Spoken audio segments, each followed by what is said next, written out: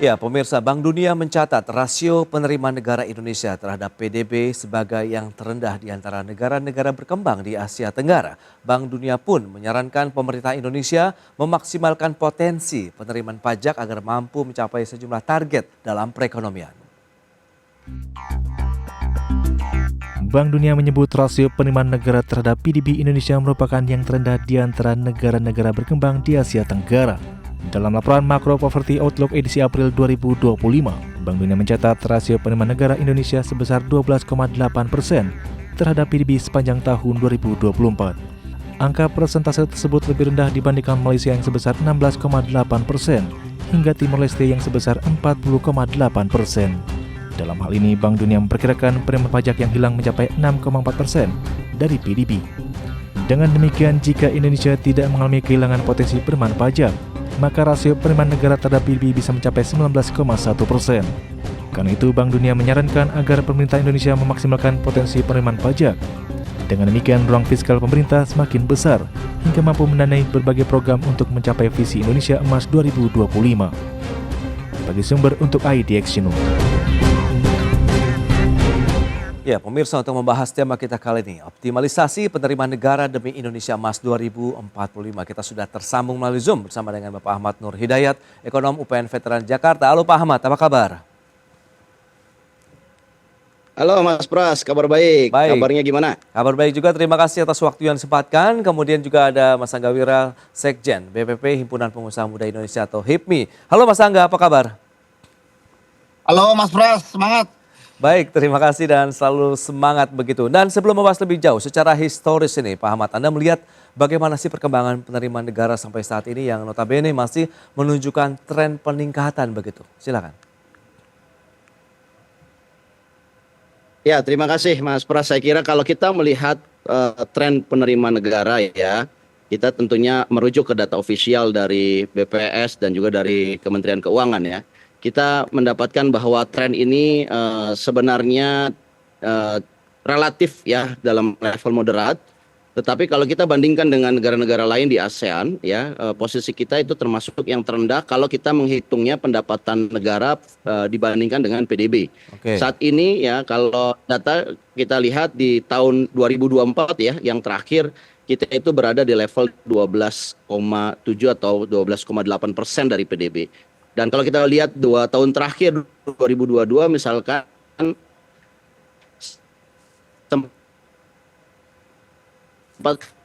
13,5, kemudian tirkan ya buat keberlangsungan program-program pemerintah dan juga buat pertumbuhan ekonomi secara umum. Begitu Mas Pras. Baik, nah kalau dari kacamata pelaku usaha sendiri bagaimana nih Mas Angga, Anda melihat bagaimana upaya memaksimalkan kontribusi dari dunia usaha terhadap penerimaan negara Mas Angga? Ya, yang pasti dunia usaha kan memang menjadi kontributor utama ya penerimaan negara ya, baik dari sisi pajak, korporasi, PPN, bea ekspor hingga mungkin juga dividen dari BUMN. Nah, tapi kami melihat memang ada something wrong ya mengenai reformasi sistem perpajakan kita ya, seakan boleh dibilang ya tidak bergerak dengan cepat ya. Padahal kalau kita lihat kan berulang kali ada berbagai skenario dan juga kalau kita lihat juga dari sisi perhatian pemerintah kepada Kementerian Keuangan khususnya ya untuk peningkatan kesejahteraan pegawai dan mungkin juga teknologi dan lain sebagainya itu sudah diberikan ya. Cuman kelihatannya ini ya kita masih belum mendapatkan hasil yang signifikan ya Mas Pras ya. Jadi mungkin perlu, dan sebenarnya ini udah disoroti juga oleh Pak Presiden kan di masa kampanye, malah kan pada waktu itu ada skenario untuk pemisahan Kementerian Keuangan ya, ada badan penerimaan dan lain sebagainya. Nah mungkin skenario itu ya harus lebih revolusioner lagi karena gapnya terlalu jauh ya kalau kita lihat dengan bahkan negara-negara yang lebih sebelumnya tertinggal sama kita aja penerimaannya sudah cukup naik signifikan ya. Nah itu dia. Anda melihat bagaimana dengan upaya-upaya tadi begitu? Anda melihat Bank Dunia yang masih menyoroti penerimaan negara kita begitu dari sisi rasionya juga masih terendah di wilayah ASEAN. Anda melihat ini tadi bottleneck-nya lebih kepada dari aplikasi, kemudian mekanisme atau hal lain begitu yang bisa dilihat di Mas Angga? Iya, pertama harus ada perluasan juga ya WP ya, wajib Oke. pajak juga Mas Fas, diversifikasi. Tapi kan kalau kita lihat kan memang pelaku usaha juga saat sekarang ini kan sudah lebih banyak bertransformasi ke digital ya, Oke. dan masuk ke sektor yang formal juga pencatatan-pencatatan di sistem perbankan kita. Jadi sebenarnya sudah makin terkonek ya Mas Pras ya. Oke. Jadi harusnya ya menurut saya itu idealnya kita itu tutup mata aja tuh bisa 20%-an Mas Pras. Oke. Harusnya ya, idealnya ya, Iya, simple iya. aja ya. Lalu 20% itu nggak kemana harusnya dari PDB kita ya, penerimaannya ya gitu. Jadi menurut saya ya perlu apa ya, perlu strategi yang tepat, dan mungkin ya jangan nyari kebun binatang, harus diperluas ini menurut saya gitu. Dan sebenarnya dengan digitalisasi dan orang terkonek di sistem perbankan, harusnya lebih mudah mencatat ya Iya. potensi-potensi penerimaan yang ada ya. Agak susah juga kan sekarang ngumpetin duit Mas Pras. Iya, jadi iya, betul. jadi harusnya itu udah bisa terdetek gitu loh Mas Pras. Oke, oke. Nah, lantas tantangannya bagi pencapaian target penerimaan negara ini apa saja? Kita akan bahas nanti di segmen berikutnya ya, Mas Angga, kemudian Pak Ahmad. Kita akan jeda dulu sebentar. Dan pemirsa, kami akan segera kembali usai pariwara berikut ini.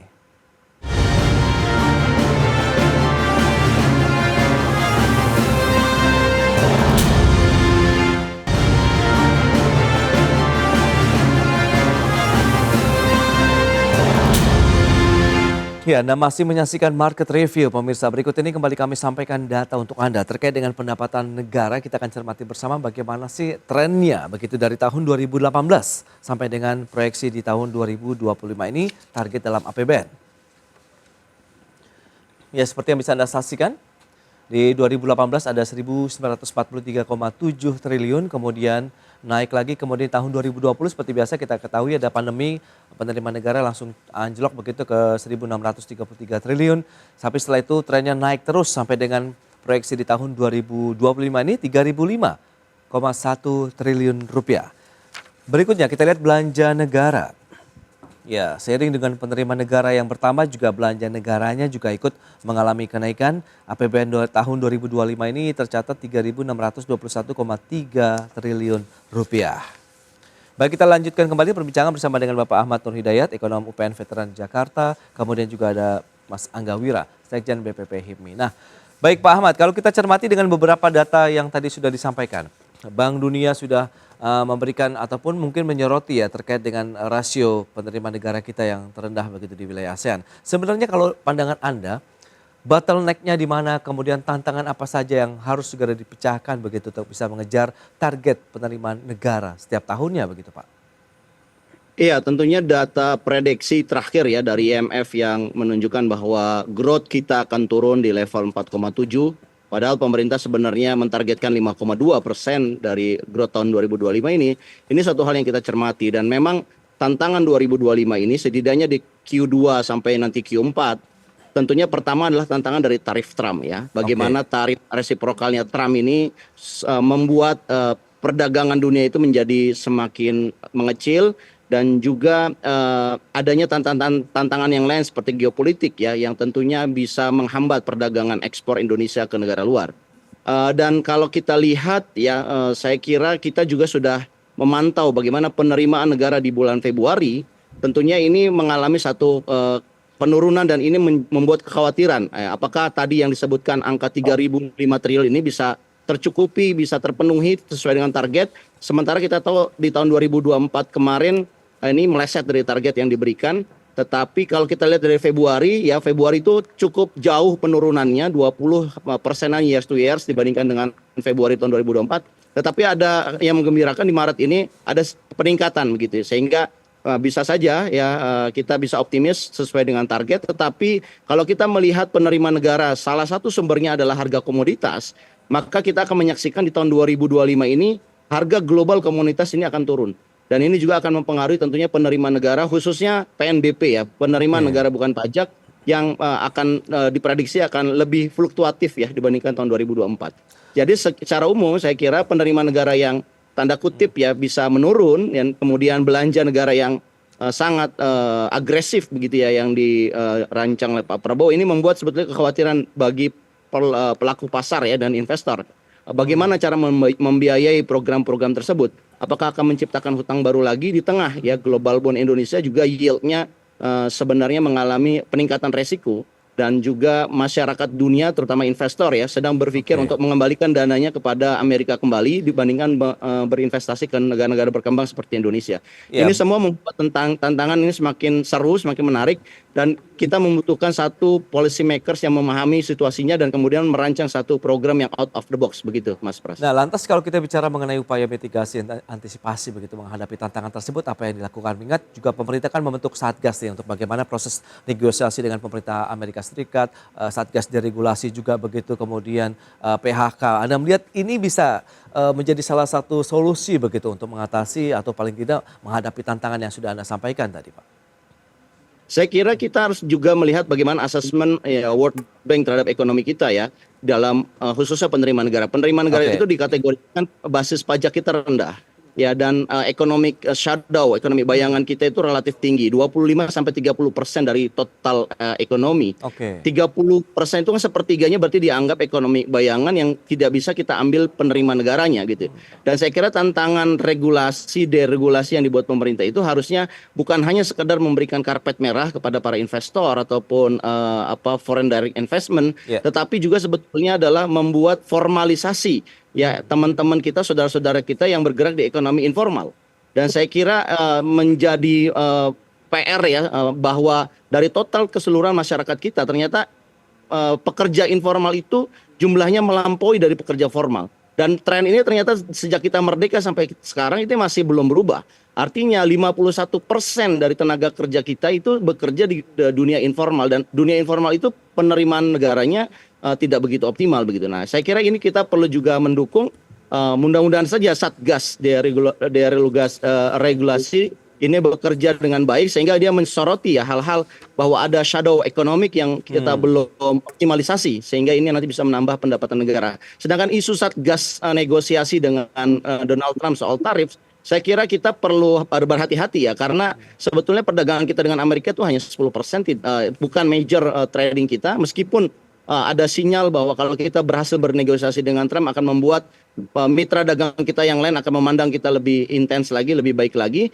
Tetapi bukan berarti kita menggadaikan yang namanya national interest dan juga membuat impor semakin deras dan akhirnya pelaku domestik ya menjadi menderita begitu, Mas. Baik, nah dari dunia usaha sendiri strategi apa yang sudah disiapkan mungkin ya Mas Angga untuk menyikapi kondisi seperti saat ini? Ingat ini kan biasanya kita harus segera bertindak begitu, bergerak begitu Mas Angga. Apakah juga tadi perlu ada formalisasi dari sektor-sektor informal di Indonesia sehingga ada celah penerimaan negara yang masih bisa kita kejar di sana? Iya, pastinya ya harus ada bukan lagi reformasi tapi revolusi ya, yang menurut saya ya, karena sebenarnya tantangan dan persoalannya sudah kita sadari dari mulai zamannya Pak Jokowi ada Undang-Undang Cipta Kerja. Cuma kan kita rasakan efektif dan efisiensi daripada transformasi itu belum bisa kita rasakan ya. Padahal kita bisa mencontoh gitu loh hal-hal yang dilakukan oleh negara tetangga kita, khususnya Vietnam misalnya, karena kita juga kan berkompetisi dengan mereka gitu, Mas Pras. Jadi menurut saya ya kita butuh penyederhanaan gitu loh. Tapi kan di sisi lain pemerintah kementeriannya juga tambah banyak gitu ya. Nah itu kan juga pastinya kan membuat makin ada kompleksitas juga ya dari sisi hubungan antar satu lembaga dengan lembaga lain ya. Ya pastinya kita butuh regulasi yang straight, yang clear gitu ya. Di tengah konflik geopolitik, perang dagang, dan kita lihat juga suku bunga kita juga tinggi. Jadi menurut saya ya perlu ya pemerintah lebih fokus dan bisa bekerja keras lagi ya menghadapi tantangan ini, Mas Pras. Baik, lantas kalau kita bicara mengenai kerjasama kolaborasi seperti apa? Mungkinkah perlu dukungan satu kebijakan ataupun insentif lain begitu untuk bisa bagaimana mengatasi tekanan kondisi global saat ini mengingat eksportasi pun juga sedang mengalami kendala di satu sisi begitu, Mas Angga?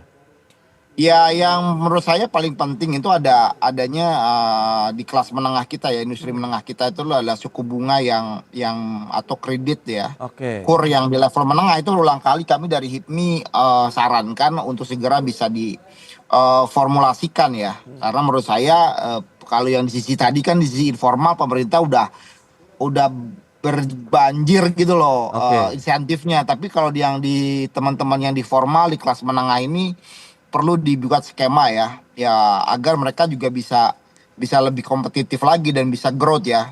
Juga misalnya insentif soal ekspor juga gitu ya, simplifikasi soal logistik ya, Oke. proteksi juga pasar dalam negeri kita juga, karena kan dampaknya secara langsung perang dagang ini kan bukan hanya kita ke Amerika, tapi dampaknya ini kan pastinya kita bisa kebanjiran produk-produk dari luar juga gitu Mas Pras. Jadi ini harus Hmm, menjadi ya, ya. perhatian dan kita mitigasi ya. Belum lagi misalnya kita juga berpikir bagaimana menjadikan negara kita menjadi basis produksi atau basis industri yang Ya. dengan energi baru terbarukan, karena sebenarnya juga potensi kita untuk Hmm.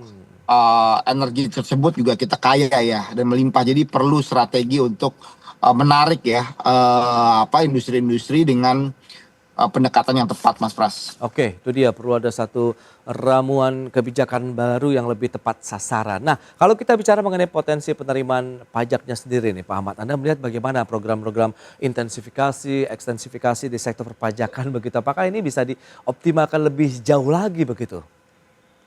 Ya, saya kira kita perlu ya secara serius ya bicara mengenai intensifikasi dan ekstensifikasi tarif pajak. Terutama yang terakhir ya, ekstensifikasi, bahwa kita perlu menambah penerimaan negara tanpa perlu menaikkan tarif ya dari Oke, pajak yang ada. Dan ini menjadi PR besar ya, tadi Mas Angga katakan jangan sampai kita berburu di kebun binatang. oke. Saya kira banyak berbagai usulan dari ekonom ya, termasuk dari kami terkait bagaimana kita meningkatkan penerimaan negara yang lebih sistematis ya. Salah satu diantaranya adalah kita menggunakan apa yang belum tersentuh, yaitu wealth tax ya, high wealth tax ya, Oke. terutama bagi mereka-mereka kelas menengah atas ya, yang saat ini sangat bergembira sekali karena mendapatkan windfall, dan berbagai data menunjukkan bahwa di kalangan menengah atas ini mereka tidak mengalami penurunan daya beli sebagaimana kelas menengah kita. Ya. Dan saya kira perlu yang namanya distribusi. Tetapi ada perlu lagi yang belum diterapkan dan saya kira sudah menjadi agenda bagi teman-teman di DJP, yaitu menggunakan e-commerce tax. Tetapi bagaimana e-commerce tax ini akan diimplementasikan, ini menjadi kekhawatiran bagi sebagian masyarakat.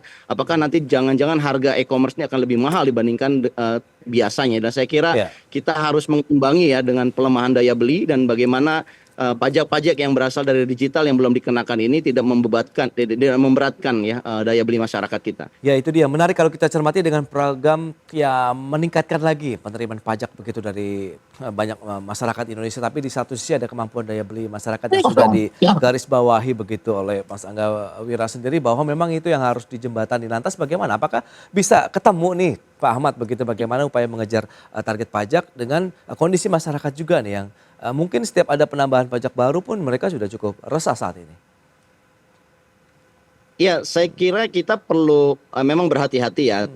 Kita perlu yang menggunakan yang disebut dengan mengkategorikan masyarakat, dan kemudian tidak memberlakukan apa yang disebut dengan retail tax gitu ya. Oke. PPN itu sebetulnya retail tax, dan itu sangat memberatkan masyarakat karena semua orang kena. Dan beberapa riset mengatakan kalau yang kita menggunakan yang namanya retail tax secara umum, maka yang paling dirugikan adalah masyarakat kelas bawah. Ketika PPN diterapkan menjadi 12%, itu yang paling suffering adalah masyarakat kelas bawah. Sehingga pemerintah perlu ya membuat istilahnya stratified dari pajak gitu, dan tentunya basisnya harus basis yang objektif, bukan sekedar memburu ya, kemudian menuduh-nuduh ya, misalkan ada satu entitas masyarakat yang tidak bayar pajak kemudian itu dikejar-kejar untuk mereka membayar pajak lebih tertib misalkan.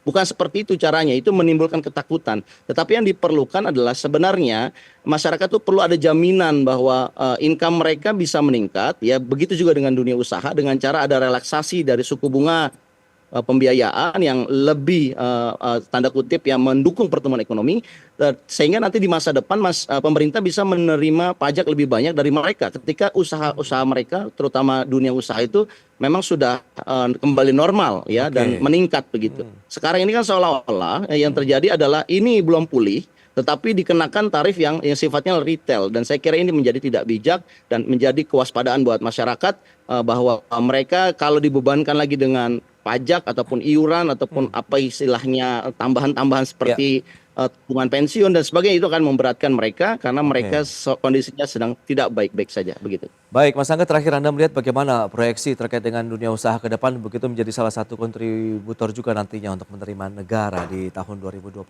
ini? Ya, boleh dibilang tantangannya cukup berat, Mas Pras ya. Jadi ya perlu adanya suatu kebijakan yang memang tepat ya, program-program yang realistis juga ya, yang adaptif juga gitu. Walaupun mungkin banyak hal-hal yang ya target-target yang ambisius ya Mas Pras ya. Tapi sekali lagi ya perlu adanya evaluasi secara berkala juga ya. Misalnya contoh-contoh program prioritas seperti MBG ini perlu dicek juga gitu loh, implementasi dan dampaknya secara konkret seperti apa gitu. Jangan hanya di atas kertas aja gitu ya Mas Pras ya. Ya terus juga mengenai Danantara ya, saya lihat juga Pak Presiden menaruh harapan ya untuk menjadi mesin pemerataan, mesin ekonomi. Nah, ini memang perlu kita cermati dan sekali lagi kita berharap pemerintah terus bekerja keras ya menghadapi situasi yang perlu tekanan ini Mas Pras. Baik, itu dia beberapa poin yang sudah disampaikan begitu dari pelaku usaha, kemudian pengamat ekonomi mengenai kondisi penerimaan negara begitu yang diharapkan dengan beragam kebijakan-kebijakan, bauran kebijakan mungkin dari sisi fiskal moneter ini bisa menjadi salah satu juga nanti daya ungkit untuk penerimaan negara di tahun 2025 ini. Baik Pak Ahmad, Mas Angga terima kasih banyak atas waktu sharing dan update yang sudah disampaikan. Sampai berjumpa kembali. Terima kasih. Ya. Salam sehat. Baik pemirsa, 1 jam sudah saya menemani Anda dalam Market Review dan perbaharui terus informasi Anda hanya di IDX Channel, your trustworthy and comprehensive investment reference. Karena urusan masa depan harus terdepan, aku investor saham. Ya saya Prasetyo Wibowo beserta seluruh kerabat kerja yang bertugas pamit undur diri. Terima kasih, sampai jumpa.